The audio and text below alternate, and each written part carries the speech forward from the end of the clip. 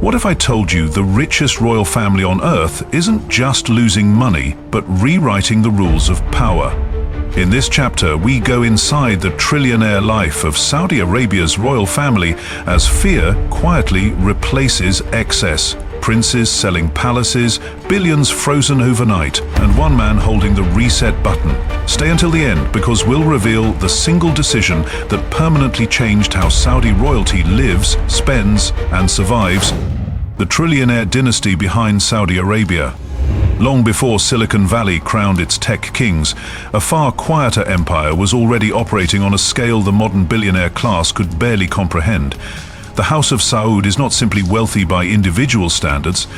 It functions as a dynasty whose combined assets are estimated at $1.4 trillion, a number that immediately reshapes any comparison.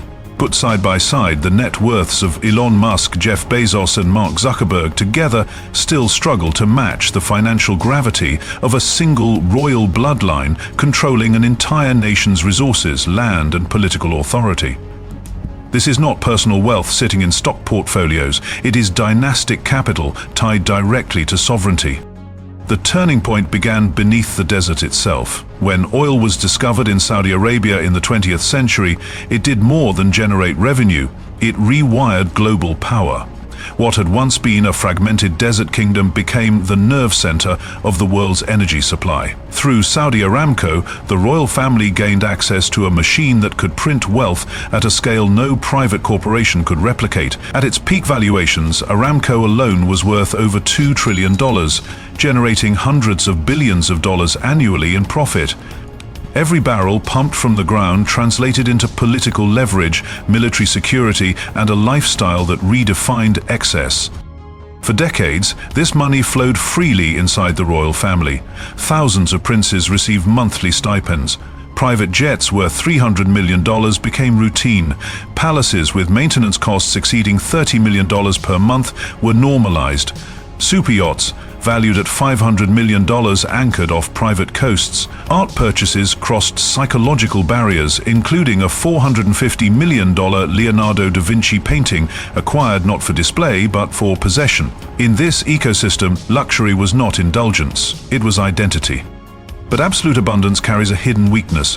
When money has no constraints, discipline disappears. By the mid-2010s, internal concern quietly spread within the royal family. Oil prices became volatile, population growth strained state spending, and younger Saudis demanded a future beyond oil. The old model of unchecked royal spending was no longer sustainable. What once symbolized unity began to feel like risk. That tension reached a breaking point with the rise of Mohammed bin Salman. For the first time in generations, a single figure moved to centralize control over royal wealth. Extravagance was no longer protected by blood alone. Overseas assets were sold, bank accounts were frozen, princes accustomed to unlimited access suddenly faced limits. The message was unmistakable. The era of uncontrolled luxury was ending. This is what makes the Saudi dynasty different from Silicon Valley fortunes. Tech billionaires can lose market share and recover. Royal families do not get second chances. When fear enters a trillionaire dynasty, it reshapes behavior overnight. And this shift is only the beginning. Stay with the story because what happens next explains why some princes rise, others disappear, and why power inside Saudi Arabia now moves faster than money ever did. If this chapter changed how you see billionaire wealth, comment below with one word that best describes the Saudi royal dynasty after watching this part. Oil, faith, and the birth of absolute power. Long before oil transformed the desert into a river of cash, the true foundation of Saudi power was built on something far more enduring than money. In 1744, a pact was sealed between Mohammed bin Salman, a local ruler seeking political dominance, and Muhammad ibn Abd al-Wahhab, a religious figure determined to reshape belief itself. One offered protection and armies, the other offered legitimacy and divine justification. Together they created a system where political authority and religious authority were inseparable. This alliance did not just unify tribes, it sanctified obedience and criminalized dissent, embedding loyalty into both law and faith. For more than a century, this structure expanded slowly through conquest and consolidation. Power was enforced by swords and sermons, not balance sheets. But everything changed in the 20th century when oil was discovered beneath Saudi soil. What had once been a fragile desert kingdom instantly became one of the most strategically valuable territories on Earth. Oil did not merely generate income, it removed limits. Through Saudi Aramco, the royal family gained access to a revenue engine capable of producing hundreds of billions of dollars annually. At peak valuations exceeding $2 trillion, Aramco alone became more valuable than most national economies. This sudden wealth rewired the internal logic of the royal family. Princes no longer needed to build companies, manage risk, or answer shareholders. Monthly stipends worth millions became routine. Palaces costing hundreds of millions of dollars rose across the kingdom. Entire fleets of private jets, each valued at $200 to $300 million, were assigned not for state necessity but personal convenience. Super yachts priced at $500 million became floating symbols of entitlement. Oil erased accountability. Money arrived whether decisions were wise or reckless. But oil's real power was not luxury, it was leverage. Control over energy meant influence over global markets, alliances and wars.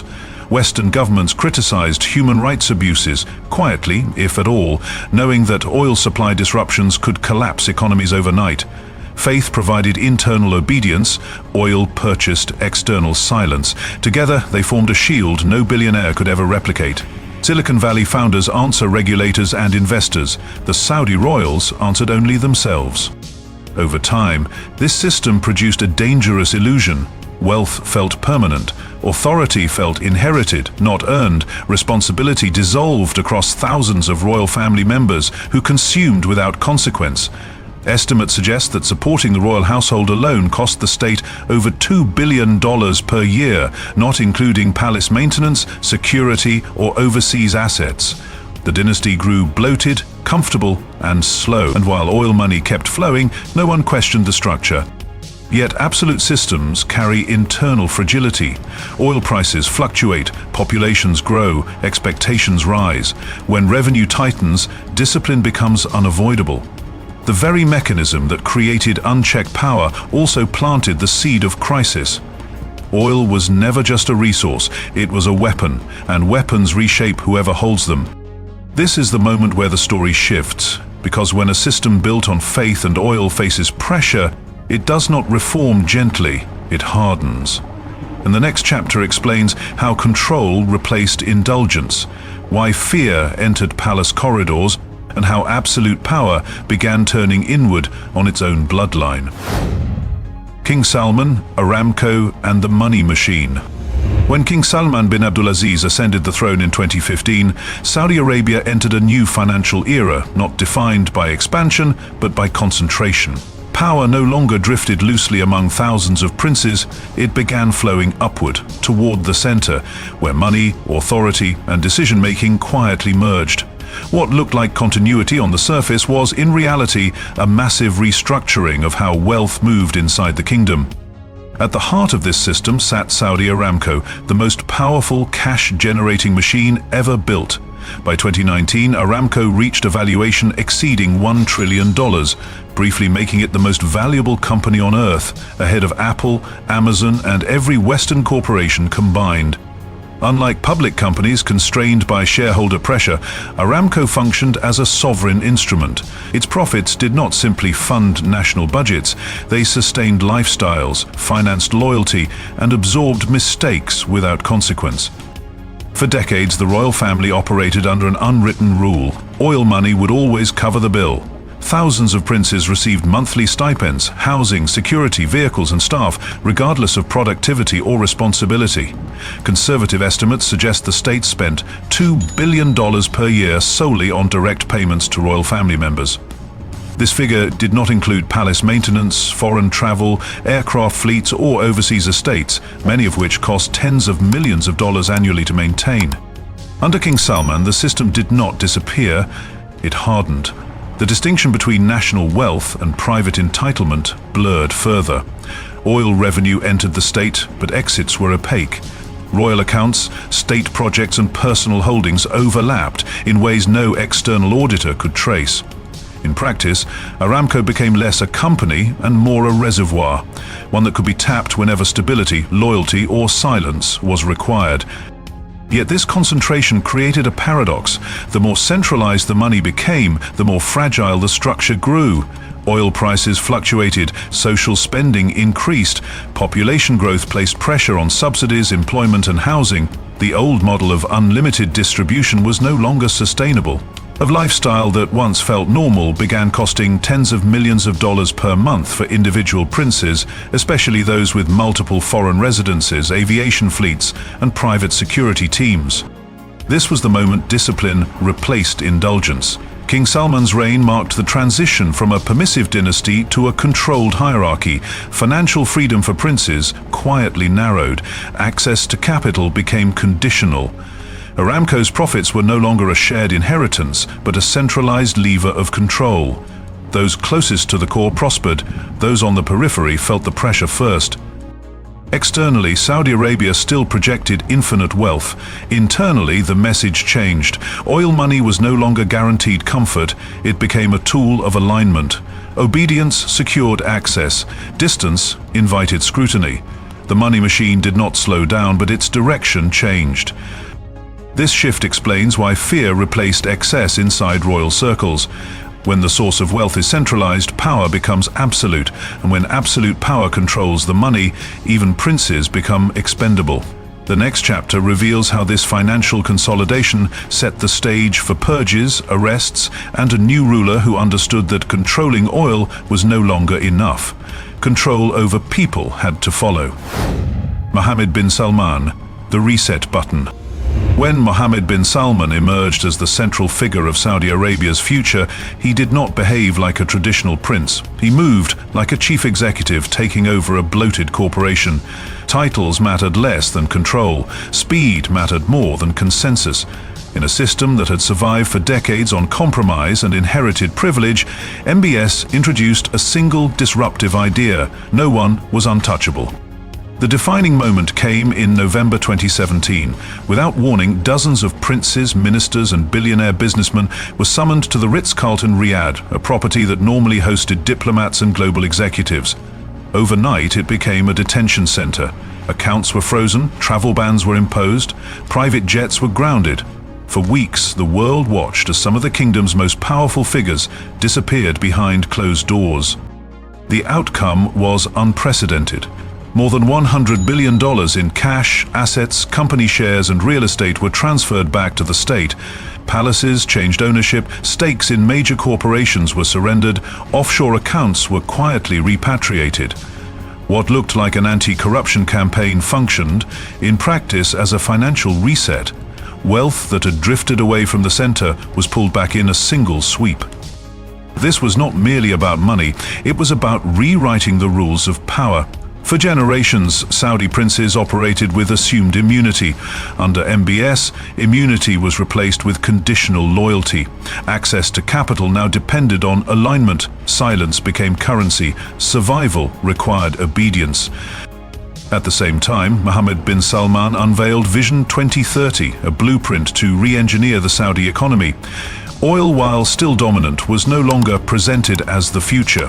Instead, capital was redirected into technology, entertainment, tourism, and infrastructure. Mega projects were announced with price tags that stunned the global market. NEOM alone carried an estimated cost of $500 billion. New airports, smart cities, and entertainment zones followed, each absorbing billions more. To fund this transformation, MBS consolidated control over the Public Investment Fund, turning it into a global weapon of influence. With assets exceeding $700 billion, the fund acquired stakes in technology firms, sports franchises, and international infrastructure. These were not passive investments. They were strategic footholds designed to convert financial power into geopolitical leverage. Yet the central question remained unresolved. Was this reform, or was it consolidation disguised as progress? Social restrictions loosened, cinemas reopened, women entered the workforce at record rates. At the same time, political dissent narrowed, decision-making tightened around a single axis. Wealth flowed faster, but only in one direction. What makes MBS different is not the scale of his ambition, but the clarity of his intent. He understood that oil alone could no longer sustain absolute power. Control had to be systemic, financial, psychological, institutional. By resetting the rules, he ensured that every prince, billionaire and official understood the same reality. The era of inherited comfort was over. The reset button had been pressed, and once pressed, it could not be undone. Luxury, fear and strategic wealth. Luxury never disappeared under Mohammed bin Salman. It simply changed its meaning. What once functioned as carefree indulgence became something sharper, more calculated. Wealth was no longer a birthright enjoyed in public. It became a tool, measured, positioned, and always watched. At the center of this world sits a personal portfolio that reads like a catalogue of modern power. A superyacht like Serene, valued at around $550 million, is not merely a floating palace. It is a mobile command post, equipped with meeting spaces, security systems, and the ability to disappear beyond borders at a moment's notice. Nearby, a French chateau near Versailles, purchased for $300 million, blends 17th century grandeur with biometric security and underground facilities. These properties are not symbols of leisure. They are assets of insulation. The same logic applies to the automobile collection. Hypercars priced in the multi-million dollars range sit behind closed doors, rarely photographed, rarely discussed. Visibility, once a sign of status, has become a liability. In this new order, silence is protection. But personal assets looms a far more powerful instrument, the Public Investment Fund. With control over more than $500 billion, the fund operates as Saudi Arabia's external nervous system. It places capital into global sports leagues, artificial intelligence firms, energy transitions, and strategic infrastructure. These investments are not about returns alone. They buy influence, access, and optionality in a world where oil can no longer guarantee dominance. Every dollar deployed sends a signal. Owning a football club reshapes public perception. Investing billions in technology firms secures future leverage. Funding megacities like NEOM redirects global attention. Wealth here is not stored, it is activated. But this era of strategic luxury carries a shadow. For other princes, the rules changed overnight. Villas in London, Beverly Hills and Paris were quietly sold. Bank accounts were repatriated. Private jets flew less often. Once lavish lifestyles shrank into controlled routines. Where excess once meant safety, now it invites scrutiny. Fear, subtle but constant, became the price of survival. Not fear of poverty, but fear of misalignment. In a system recalibrated around central authority, distance from the core is dangerous. Speaking less, owning less, and showing less became rational choices. Yet extravagance did not vanish from the kingdom, it was simply centralized. Luxury survived, but only where it served strategy. Art purchases worth hundreds of millions of dollars moved without explanation. Construction projects absorbed budgets that rivaled small nations. The difference was direction. Every display of wealth now reinforced a hierarchy that pointed upward. This is the paradox of modern Saudi power. The surface still gleams with gold, marble and glass. Beneath it runs a system governed by discipline and restraint. Wealth is vast, but it is no longer free. It circulates within invisible boundaries, controlled by intent rather than tradition. In this world, luxury no longer signals comfort, it signals position. And position, under Mohammed bin Salman, is never guaranteed. It is continuously earned, measured, and enforced. The future of the Saudi royal empire. Inside a royal family of more than 15,000 members, power in Saudi Arabia no longer spreads sideways, it funnels inward. Today, only a few hundred princes retain meaningful influence, and real authority concentrates around one man, Mohammed bin Salman. This is not tradition, this is redesign.